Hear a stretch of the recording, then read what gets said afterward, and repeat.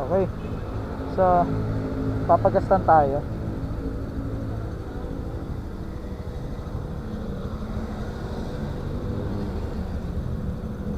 Ay, bakit may 1,000? Bakit may 1,000 dito?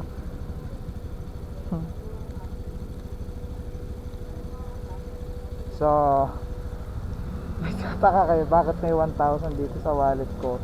Eh hindi ho yan galing kala Ninong o kay Ninang. Galing ho yan sa ATM ko. Yes, sumweldo na tayo. So, nag-ATM ako kahapon doon sa may Pulilan, may SM. Kasi pinaayos ko yung aking account sa BDO, yung online BDO, pina-activate ko. So, nung pagka-check namin, meron na siyang laman. Gulat nga ako, may laman na eh. Ngayon, inano ko na siya, i-retrieve ko na siya. So, bale, 3K lang muna yung kinuha ko para may matira tayo, para may savings din tayo sa ATM natin pag nagkataon, diba? Sana ba yung magkagas sa atin?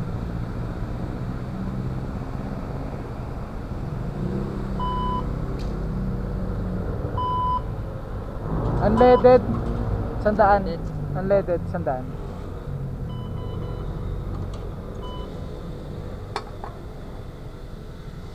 Handaan na lang muna para puno.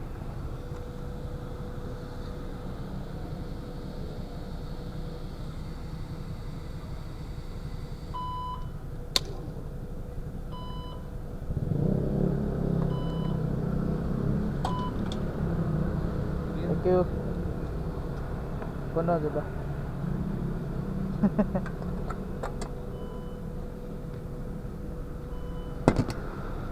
Okay, so saan ang biyahe natin ngayon? Hala, biyahe lang ako sa Malolos. Namiss ko magbiyahe sa Malolos eh. Ang tagal ko na hindi naikot dun. So gusto ko siyang kamustahin, gusto ko siyang makita kung may nagbago ba, may ganap ba, diba?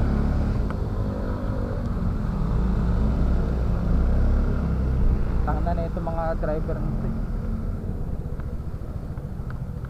So, yun nga no. So, di tayo nag-i-intro no. So, ayan, pasok mo na yung intro. So, this is Nexus Rider signing in for another new episode ng ating vlog series.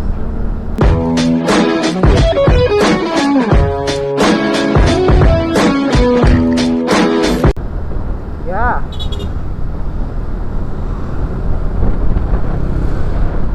So, ayun nga no. Puro tayo ganun eh. Wala ba tayo topic ngayon? Siyempre meron tayo topic. So, bago natin i-topic yung topic natin, ay topic natin yun today kasi topic natin.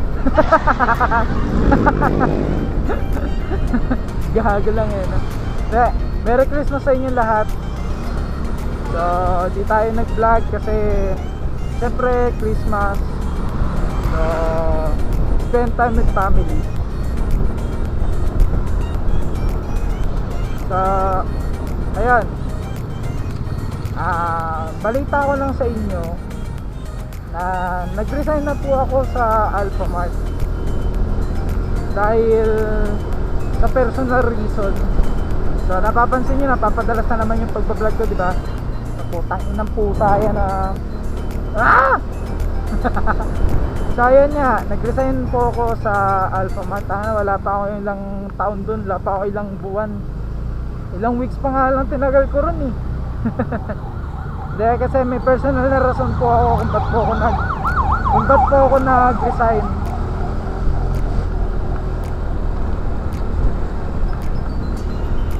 Unang-una po sa lahat, ayoko pong malugi yung Alphamart dahil sa akin. Dahil may mga pagkakataon kasi na nagkukulang ng pera ron o ano man. Hindi ko na masyado i-share yung details na yun. Basta nagkukulang ako ng pera, nagsusort ako. Alam niya ng mga cashier.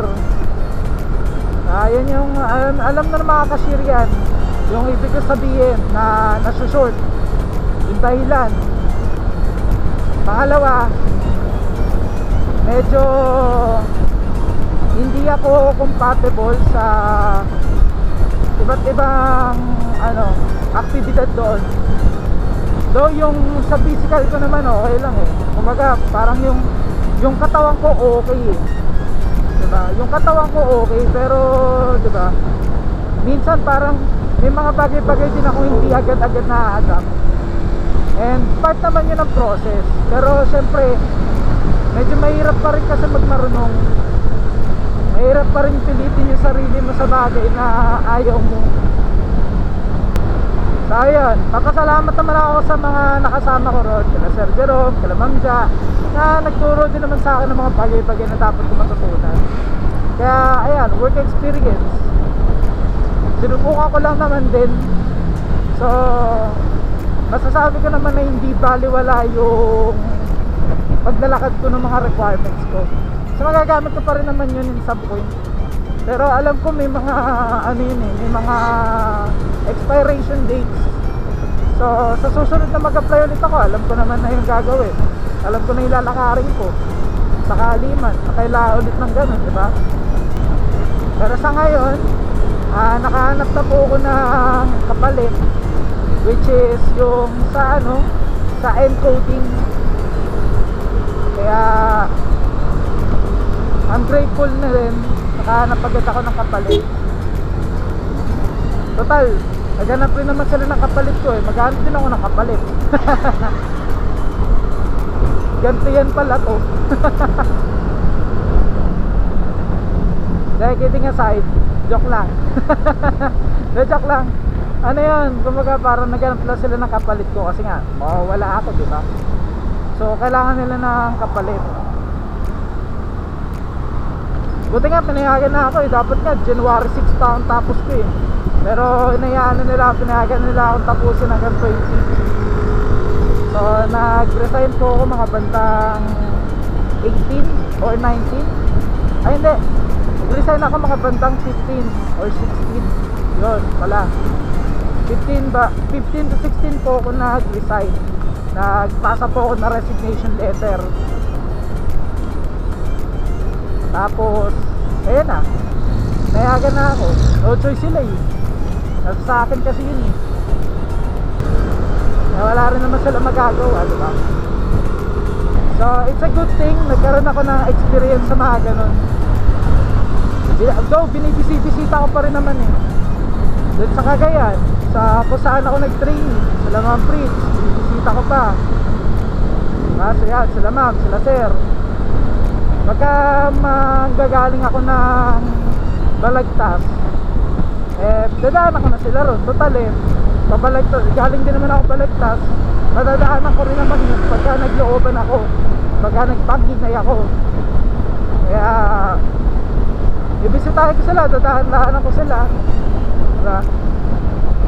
Sarap lang yung sa pakiramdam na masarap lang sa pakiramdam yung naka-experience ka ng totoong trabaho na masasabi mo na totoong trabaho. Kasi ang kino-consider ko lang na trabaho ito pag-vlog ko, pero which is career talaga to ang tawag dito. Hindi siya trabaho, career siya. Dahil hindi ko pagkakakitaan ng isang YouTube. Kumikita ka lang sa YouTube dahil sa views, dahil sa likes, pero hindi siya trabaho, career lang siya.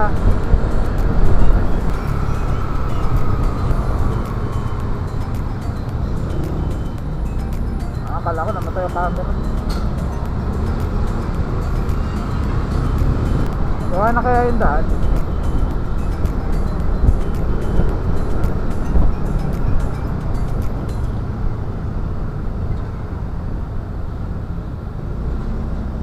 Ayan, mukhang gawa na nga.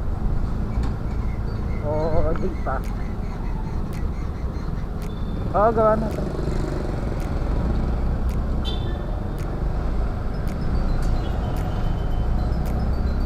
Uso nga pala hulian dito. Uso hulian ng mga checkpoint din sa Malolos. Lalo na hindi papuntang Kalumpit. Oo nga pala, shoutout nga pala kay Bia kung makikita mo tong channel ko. Nagka-banding kasi ulit kami eh. Nagka-banding ulit ang mag-discreet.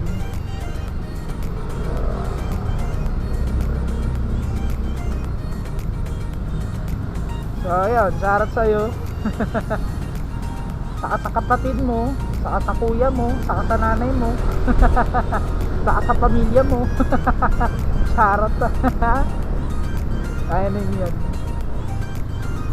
So ayun nga, mabalik tayo sa topic na I'm grateful dahil naka-experience ako ng mga ganyan convenience store.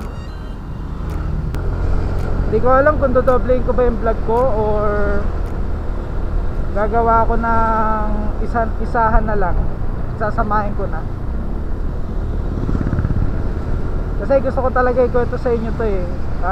Dapat noon pa lang ikwento ko na, pero hindi pa kasi ako ready. Nag-isip-isip muna ako. Kaya syempre alam nyo naman, mga tao may masasabi, sayang yung nilakad mo mga requirements, nagsayang ka lang ng oras. Diba? May mga ganun, di ba?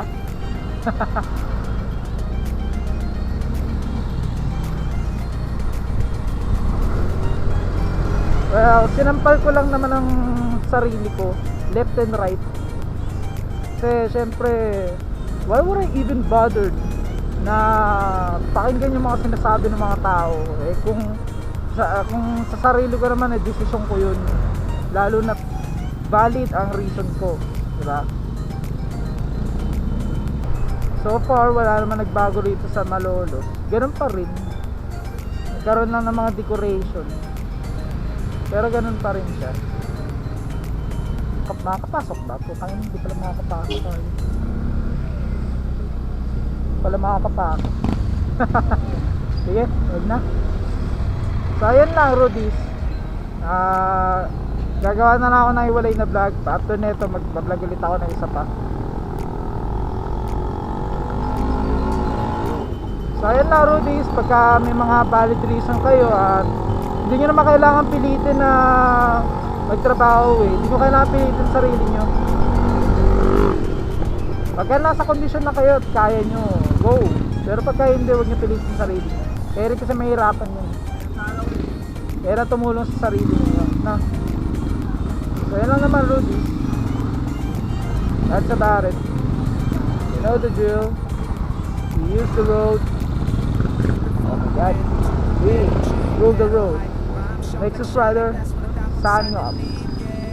Nexus Rider, now you're there. Rule the road, ultra core. Nexus Sunny, no fix, no filters, pure truths. Windows down, the windscreens are hidden manifestations. Kahit saan sulok po bomba lang, kahit saan daling through the stars.